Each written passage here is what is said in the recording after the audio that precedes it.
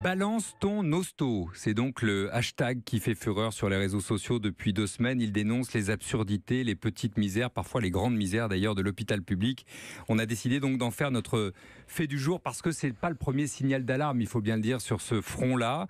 On va en parler avec le professeur André Grimaldi, qui est diabétologue à la Pitié-Salpêtrière à Paris. Bonsoir à vous. Bonsoir. Et auteur et signataire d'une pétition pour l'hôpital qui a regroupé 1 millier de soignants au sens large. Plus. Des aides-soignants. Non, pas des aides-soignants, des cadres infirmiers. Des cadres infirmiers. Cadres de santé et des médecins. Merci beaucoup. Vous dites plus, c'est-à-dire ? Actuellement, il y a 1300, puis ça arrive 1300. tous les jours. Et Frédéric Bizard, qui est économiste de la santé. Bonjour. Merci d'être avec nous ce soir. La parole se libère donc à l'hôpital aussi. Je voudrais que vous réagissiez d'ailleurs. N'hésitez pas au 39 21 si vous êtes auteur d'un Balance ton hosto ou si au contraire vous voulez raconter ce que vous vivez à l'hôpital sans passer par Twitter et directement sur la radio. N'hésitez pas. Je vous mets dans l'ambiance avec quelques tweets que je voudrais vous lire qui sont assez stupéfiants. Lilou de Marseille. Accouchement de 3 patientes sans péridurale parce que le seul anesthésiste de garde est injoignable. Id en colère. Tu es étudiant infirmier, payé 200 € par mois en 3e année et tu remplaces le personnel manquant au lieu d'apprendre. Isabelle, 38 degrés en juin à 23 h. Tu suffoques ? On te dit de mettre des draps mouillés aux fenêtres. Shirensi, une patiente traitée pour sevrage alcoolique parce qu'elle entend des bruits d'animaux la nuit. Quelques mois plus tard, on réalise qu'il y a un rat dans la ventilation de sa chambre. Voilà. Il y en a des centaines comme ça, plus d'un millier à l'heure où nous parlons. Et j'ajoute celui de Delphine qui est avec nous maintenant. Bonsoir à vous Delphine.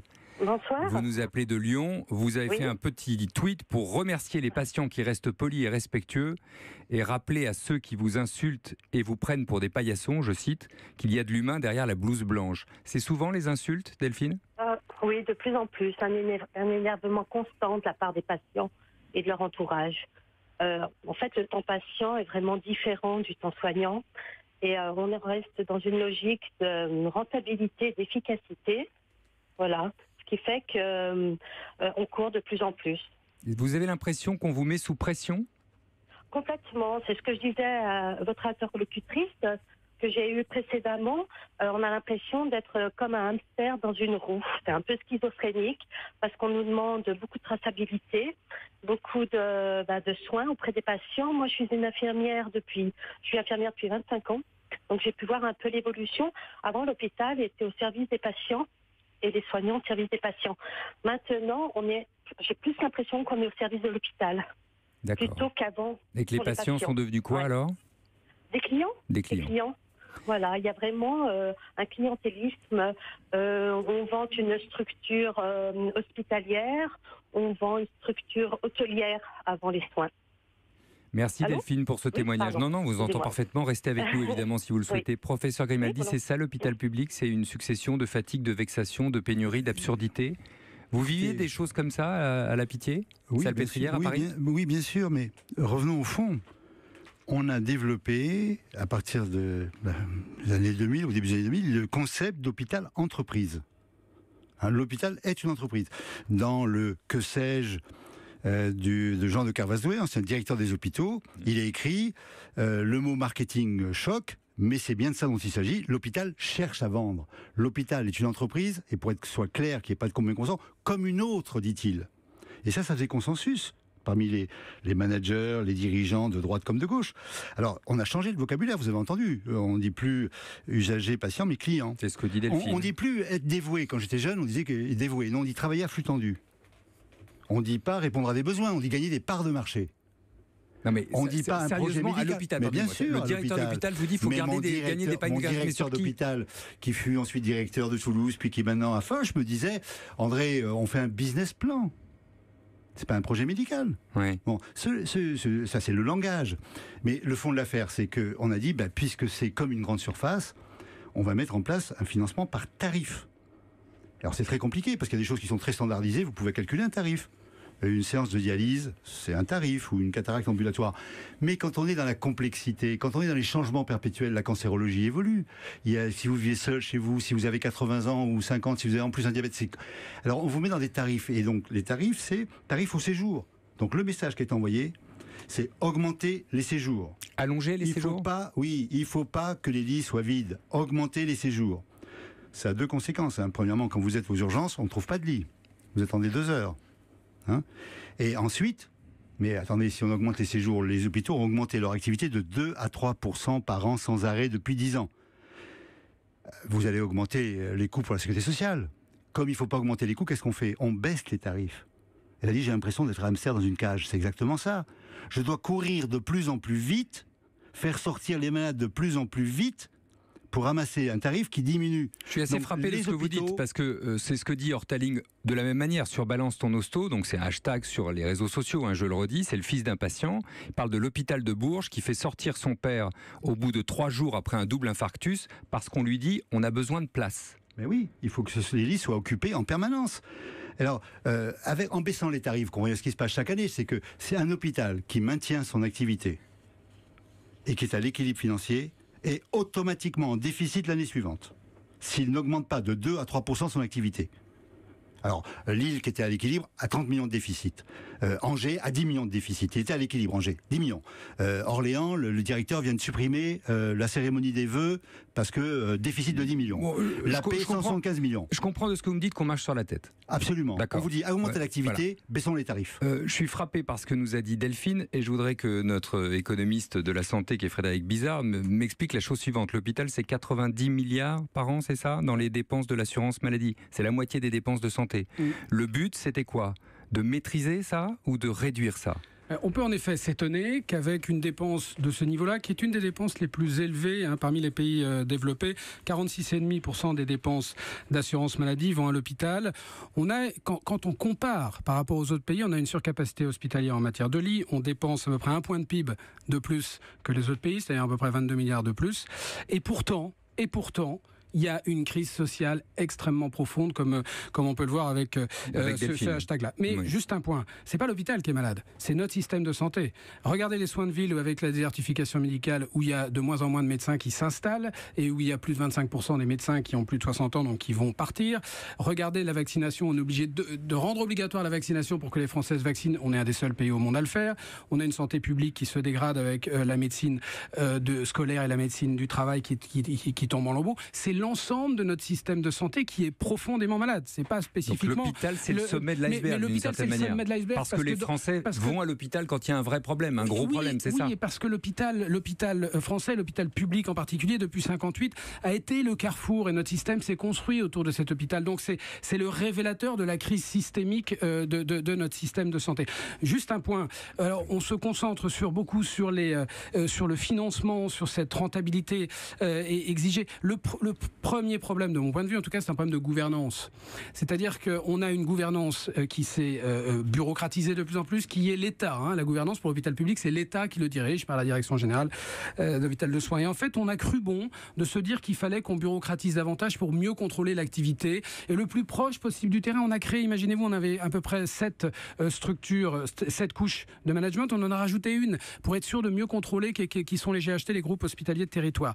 Donc ça, c'est une source de désespérance profonde parce que vous déresponsabilisez les gens sur le terrain, parce que vous donnez à des administratifs qui sont souvent sans grande compétence sur le plan médical, en fait un pouvoir qu'ils ne devraient pas avoir, et donc vous créez de la désespérance. On reviendra sur la question du financement. Ça fait pas de doute. On marque une petite pause d'ici là. Delphine, vous restez avec nous, infirmière encore une fois du côté de Lyon. On est en compagnie du professeur Grimaldi et de Frédéric Bizard, économiste de la santé, et vous nous appelez évidemment au 39 21.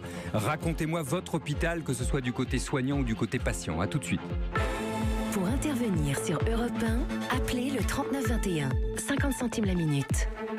C'est une nouvelle ère pour les entreprises. Une ère où performance, économie et sécurité sont les défis à relever. Avec EcoBureautique, boostez votre entreprise grâce aux solutions d'impression A3HP sécurisées qui vous protègent du piratage de vos données. Et maîtrisez votre budget d'impression tout en réduisant votre consommation énergétique. Retrouvez les imprimantes professionnelles HP à partir de 1 € par jour sur hp.ecobureautique.com, le spécialiste de l'impression pour les PME. L'hiver, les conditions difficiles, les routes glissantes, la météo capricieuse sont plutôt des bonnes nouvelles pour le Range Rover Evoque. Avec ses 4 roues motrices et son design inimitable, il est à l'aise en toutes conditions. Et en ce moment, votre Range Rover Evoque 4 roues motrices est disponible à partir de 349 € par mois avec apport, entretien et garantie inclus. Land Rover. Location longue durée 37 mois avec apport de 5 000 €. Offre jusqu'au 31 mars 2018 à particulier dans le réseau participant. Sous réserve d'acceptation par Land Rover Financial Service non commercial de l'Isis France. Conditions sur landrover.fr.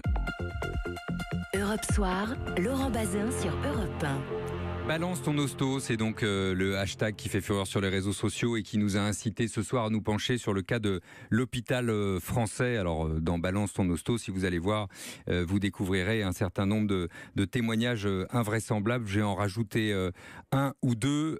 Sceaux par exemple, face aux fins de vie, une psychologue se fait engueuler parce qu'elle a eu l'idée de lancer un groupe de parole pour les soignants. Commentaire de la direction, les soignants n'ont qu'à s'habituer au décès. Ou je vous en cite encore un autre, tu fais des gardes de 12 heures et on t'annonce que toutes les chaises vont être remplacées par des tabourets, histoire que tu ne t'affales pas. C'est absurde, Non, ça, professeur Grimaldi.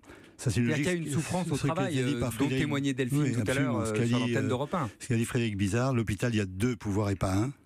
Il y a un pouvoir de gestion administratif et il y a un pouvoir de soignant, qui n'est pas seulement qu'un pouvoir de médecin. Il faut que ces pouvoirs soient équilibrés. Or, la loi dite Bachelot, la loi HPST 2009, a complètement déséquilibré. On a dit, l'hôpital, au fond, c'est comme une entreprise. D'ailleurs, la phrase du président Sarkozy était un seul patron à bord. Oui, encore une fois, pour limiter le dérapage des dépenses de santé. J'imagine que c'était un objectif budgétaire. C'était l'idée. On fonctionne comme une entreprise et un jour, peut-être, on changera le statut de l'hôpital public pour le faire passer au privé. Vous partagez la vision rude qu'exprimait Frédéric Bizard il y a 2 minutes sur Europe 1 en disant c'est tout le système de santé français qui est malade. En partie, c'est vrai, mais pourquoi ? Parce qu'il y a 3 médecines. Il y a les maladies aiguës bénignes, la cystite, la colique néphrétique, la gastroentérite, où le vieux système on peut discuter du rôle du médecin et de l'infirmière, fonctionne. Il y a les maladies aiguës graves, ou les gestes techniques complexes, l'infarctus du myocarde, l'accident vasculaire cérébral, les greffes d'organes. Notre système fonctionne, est performant. Bon, on ne parle pas, il n'y a pas de scandale sur les greffes d'organes. Il y a 6000 greffes d'organes, c'est quand même des avions qui décollent, des équipes de greffes, tout ça se passe bien, avec un progrès considérable. Notre système est totalement inadapté aux maladies chroniques. 20 millions de personnes. De plus en plus nombreux. Et de plus en plus nombreux. Et de plus en plus nombreux, avec le vieillissement, avec les progrès médicaux, avec l'espérance de vie qui augmente. Avec le paiement à l'acte en ville, qui fait qu'un diabétique, il voit 8 fois par an son généraliste, 15 minutes. C'est complètement inadapté, parce qu'à 25 € la consultation, vous ne pouvez pas faire autre chose. Mais si vous aviez 200 € par an, vous pourriez voir ceux qu'il faut voir souvent, et puis ceux qu'on peut voir une fois par an, puis qui vous envoient des mails dans l'intervalle, ça fonctionnerait. C'est ça le sujet, il faut changer la manière de penser, l'enveloppe finalement dont les Français peuvent disposer pour se soigner. Oui, je pense qu'on ne dépense pas trop. 11 points de PIB, c'est tout à fait défendable, mais on dépense mal. 11 points de PIB, encore une fois. 11 points de PIB du produit intérieur brut. Mettez le mot en milliards. C'est 260 milliards d'euros au total de dépenses. Je ne veux pas vous couper, mais c'est comme l'Allemagne, comme la Suède, comme les Pays-Bas, comme le Japon, comme les pays riches. C'est même moins qu'aujourd'hui que l'Allemagne, c'est moins que la Suisse. Donc il n'y a pas de... c'est tout à fait justifié de dépenser ça, mais encore une fois, il y a un problème d'allocation des ressources sur l'ensemble de ces dépenses. Je crois en effet qu'il y a 3 médecines, mais j'ai pas les mêmes 3 médecines. Il y a la médecine préventive qui est absolument stratégique au XXIe siècle parce que justement il faut repousser l'entrée dans la médecine curative. C'est en effet plutôt en ville. Non, mais c'est d'abord la responsabilité individuelle dans laquelle il faut impliquer en effet le médecin de ville, ce qu'on ne fait pas du tout. Et puis il y a la médecine curative et puis il y a la médecine palliative qui va monter en puissance puisqu'en fait les gens vivent de plus en plus nombreux, mais cette médecine palliative est de plus en plus nécessaire. Et on voit qu'en fait aux 2 extrémités, si je peux m'exprimer ainsi, la stratégie nationale de santé n'est absolument pas impliqué là-dessus. Donc, je confirme qu'il y a bien, de mon point de vue, une inadaptation structurelle de notre système, pas simplement le curatif, mais aussi de la stratégie nationale. Et entre les deux, il y a des personnels soignants. Delphine, je voudrais vous redonner la parole pour conclure. Oui, en effet, parce que je voulais revenir vers vous. Oui. Parce que entre les deux, entre ces deux visions, finalement, il y a les soignants qui sont pris en étau, quoi. C'est ça dont vous témoignez. C'est d'une souffrance au travail. Et oui, parce que nous, on est vraiment vers l'essentiel, on est vers l'humain. On a de la matière humaine avec le désespoir, la souffrance, les attentes, beaucoup d'espérance. Et ça, c'est pas quantifiable. Et il y a le temps patient, le temps soignant. Et on essaye. Et avant, on se rencontrait de plus en plus. On avait vraiment une réelle rencontre. Et on apportait un mieux-être, on apportait des réponses. Maintenant, on est plus souvent la main sur la porte en disant est-ce que vous avez vraiment tout ce qu'il vous faut, en sachant pertinemment que peut-être on ne reverra pas les patients. Vous y croyez encore à votre boulot? Parce que on dit que c'est un boulot de passion et de vocation. Bien sûr que j'y crois, parce que Parfois, on part, ça a duré 30 secondes, mais on a fait quelque chose de primordial, d'essentiel. On a redonné de l'espoir, on a réconforté et on a vraiment soigné. Voilà, nous, on est dans le soin et ce qui nous désespère, c'est pas le travail. On est vaillantes, on est courageuses. On fait face à notre travail du mieux qu'on peut, avec toute l'énergie qu'on peut. Et la récompense, c'est ça. C'est quand on se dit, on a bien fait notre travail quand on part et qu'on se dit, j'aurais pas pu faire mieux. Et de plus en plus, on part en disant, mais j'ai couru toute la nuit, toute la journée, et j'ai l'impression d'avoir survolé et une insatisfaction terrible. Voilà. Et dans des conditions parfois qui sont très mauvaises, qui sont douloureuses pour tout le monde. Donc il y a de l'hostilité entre collègues, de l'hostilité entre supérieurs, avec les supérieurs, de l'hostilité parfois avec les patients, de l'hostilité des patients envers les soignants, et tout ça parce qu'on n'a plus ce temps de communication et de rencontre.